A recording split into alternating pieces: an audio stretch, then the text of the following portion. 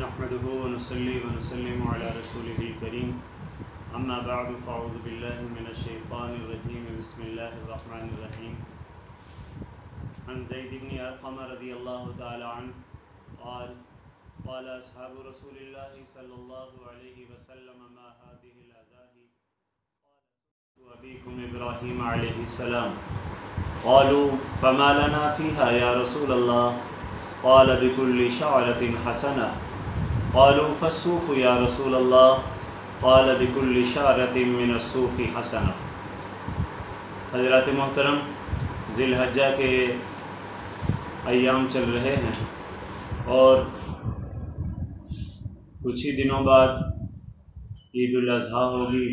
اور مسلمان اس موقع پر قربانی والا عمل کرتے ہیں جو سیدنا حضرت ابراہیم علیہ السلام کی یادگار ہے۔ حضرت ابراہیم علیہ السلام نے اپنے ہونہار لخت جگر سیدنا اسماعیل علیہ السلام کو اللہ کے حکم سے ذبح کرنا چاہا، لیکن اللہ رب العزت کو یہ بات منظور نہ تھی،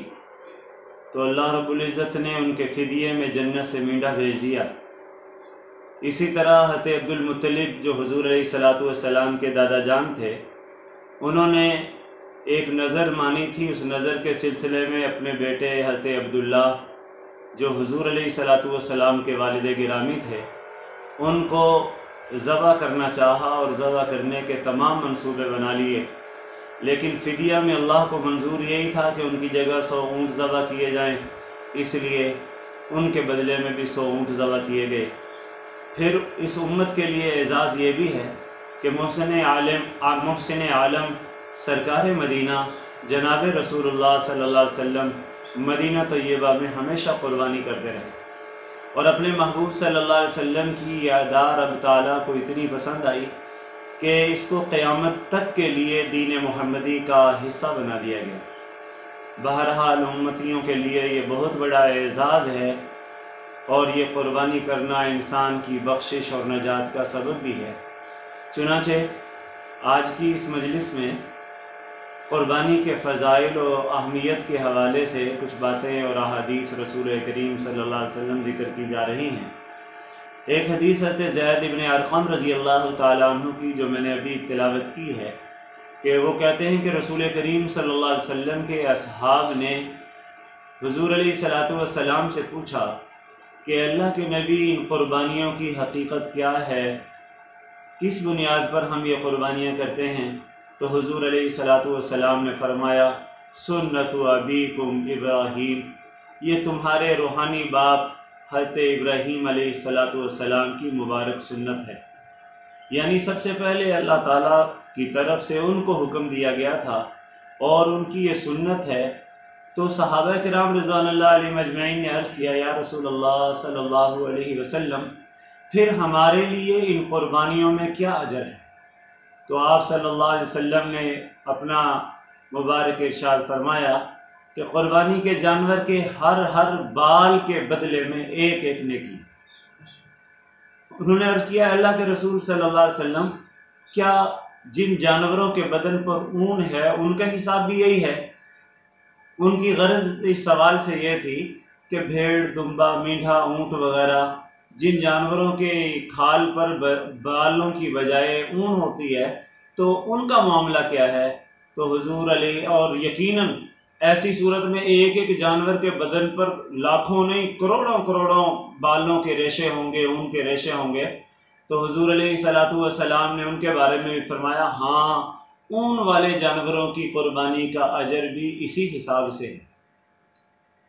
تو حضرات محترم غور فرمائیں کہ رب ذوالجلال نے اپنے محبوب لاڈلے پیغمبر صلی اللہ علیہ وسلم کی امت کے مسلمانوں پر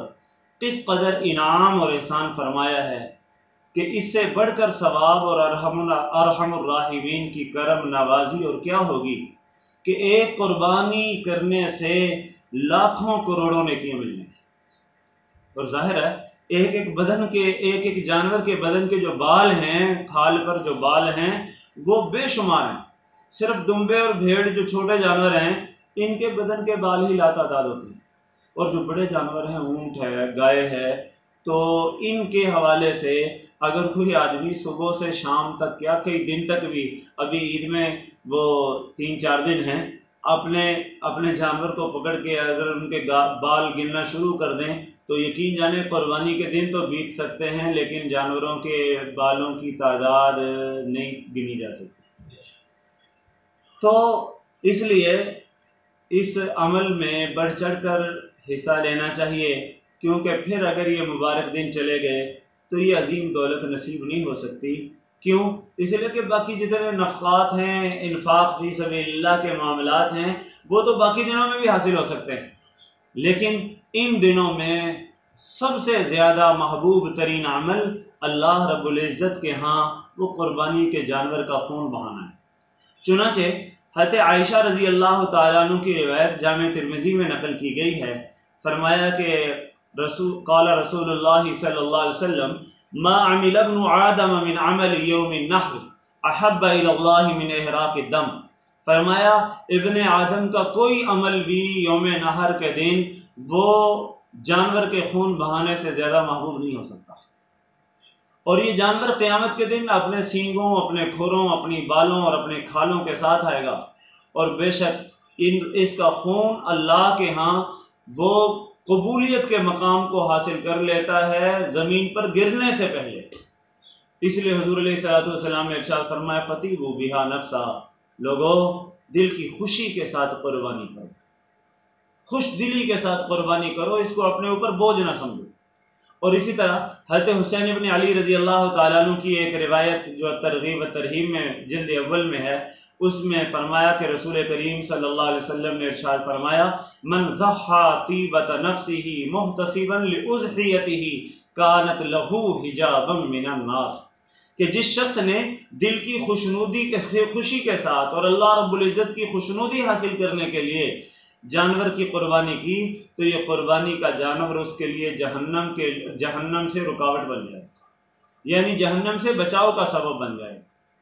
اور اسی طرح حضرت علی رضی اللہ تعالیٰ عنہ کی روایت ہے، وہ بھی ترغیب و ترہیب میں ہے، کہ جس میں انہوں نے فرمایا یا ایھا الناس، اے لوگو، نبی پاک صلی اللہ، حضرت علی روایت کرتے ہیں اور نبی پاک صلی اللہ علیہ وسلم کا ارشاد ہے، فرمایا یا ایھا الناس ضحوا واحتسبوا بدمائها فإن الدم وإن وقع في الأرض فإنه في حرز اللہ عز وجل، کہ لوگوں قربانی کرو اور اس کا خون گرتے ہی، جانور کا قربانی کا خون گرتے ہی ثواب کی امید رکھو،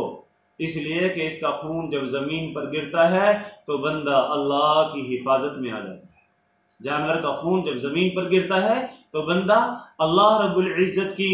حفاظت میں آ جایا کرتا ہے۔ اور اسی طرح یہ قربانی کے حوالے سے یہ ہے کہ اگر کوئی آدمی خود سے قربانی نہیں کر سکتا تو کم از کم قربانی کے وقت قربانی کی جگہ پہ موجود ہو، یا اپنا کسی کو وکیل بنا دے۔ اور حضرت ابو سعید خدری رضی اللہ تعالیٰ عنہ سے اس حوالے سے روایت ہے، وہ فرماتے ہیں کہ حضور علیہ الصلوۃ والسلام نے اپنی لخت جگر حضرت فاطمہ رضی اللہ تعالیٰ عنہ کو فرمایا تھا، یا فاطمہ قومی الی اضحیتک، اے فاطمہ اپنی قربانی کی طرف کھڑی ہو، فاشہدیہا، اور قربانی کے پاس موجود رہے، فإن لک بکل قطرۃ تقطر من دمہا، کیوں؟ اس لیے کہ اس جانور کے خون کا ہر قطرہ جو بہتا ہے اس کے بدلے میں آپ کے پچھلے گناہ، گزشتہ سب گناہ معاف ہو جائیں گے۔ حضرت فاطمہ نے عرض کیا اللہ کے رسول صلی اللہ علیہ وسلم، آپ مجھے حکم فرما رہے ہیں کہ جب تم قربانی کے جانور کے پاس رہو گی تو اس کے خون کے قطرے کے بدلے، گرنے کے بدلے تمہارے سب گناہ معاف ہو جائیں گے، کیا یہ فضیلت صرف ہم اہل بیت کے لیے خاص ہے یا یہ سارے مسلمانوں کے لیے ہے؟ تو حضور علیہ الصلوۃ والسلام نے فرمایا بل للمسلمین، یہ فضیلت سب مسلمانوں کی۔ چنانچہ قربانی کا جانور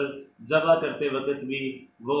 اگر خود سے ذبح کر سکے بہت اچھا ہے، اگر خود سے ذبح نہیں کر سکتا تو اگر قریب کہیں رہتا ہے تو قربانی کے وقت حاضر ہو، موجود ہو۔ اگر خود حاضر نہیں ہے تو ظاہر ہے کہ کم از کم اپنے وکیل اور اپنے نمائندہ کسی کو مقرر کر دے تاکہ وہ قربانی کے وقت موجود ہو۔ اور اسی طرح حضور نبی کریم صلی اللہ تعالیٰ علیہ وسلم نے ایک حدیث میں حضرت فاطمہ کو فرمایا تھا فشہدی اضحیتک، فَإِنَّ لَكِ بِأَوَّلِ قَطْرَةٍ تُقْطَرُ مِن دَمِهَا مَغْفِرَةً لِكُلِّ ذَنبٍ۔ فرمایا فاطمہ اپنی قربانی کے پاس موجود رہے، کیونکہ پہلا قطرہ جو زمین پہ گرتا ہے اسی پہلے قطرے کے زمین پر گرتے ہی تیرے سب گناہ معاف ہو جائیں۔ معلوم ہوا کہ قربانی اللہ کے نبی صلی اللہ علیہ وسلم کی مبارک سنت ہے، اور حضور علیہ الصلوۃ والسلام نے بڑے اہتمام کے ساتھ، دل کی خوشی کے ساتھ قربانی کی ہے۔ چنانچہ ابن عمر رضی اللہ تعالیٰ عنہ فرماتے ہیں کہ اقام رسول اللہ صلی اللہ علیہ وسلم بالمدینہ 10 سنین یضحی، حضرت نبی کریم صلی اللہ علیہ وسلم 10 سال مدینہ میں رہے ہیں اور ہر سال قربانی کرتے رہے ہیں، کسی ایک سال میں بھی قربانی کا ناغہ نہیں کیا، اور بلکہ آخری سال تو رسول کریم صلی اللہ تعالیٰ علیہ وسلم نے اپنی طرف سے 100 اونٹ قربان کیے، جن میں سے 63 اونٹ خود ذبح کیے ہیں، اور 37 اونٹوں کے حوالے سے حضرت علی کو حکم فرمایا ان کو ذبح کرو۔ تو حضرات محترم، قربانی انتہائی فضیلت اور اہمیت کی چیز ہے۔ اللہ کے نبی صلی اللہ علیہ وسلم نے اس پر بڑے ہی مغفرت کے وعدے کیے ہیں، اور اس کے اوپر بہت ساری نیکیوں کا بیان فرمایا ہے۔ اس لیے یہ قربانی کے جو ایام آ رہے ہیں، جو احباب بھی استطاعت رکھتے ہوں قربانی کے حوالے سے غفلت نہ کریں، نہ جانیں آئندہ سال یہ دن نصیب ہوں یا نہ ہوں، زندگی وفا کرے یا نہ کرے۔ اللہ کریم ہم سب کو اس قربانی کے مبارک عمل کو حضرت ابراہیم علیہ السلام کے مبارک سنت اور مبارک جذبے کے ساتھ کرنے کی توفیق نصیب فرمائے۔ وآخر دعوانا الحمد للہ رب العالمین۔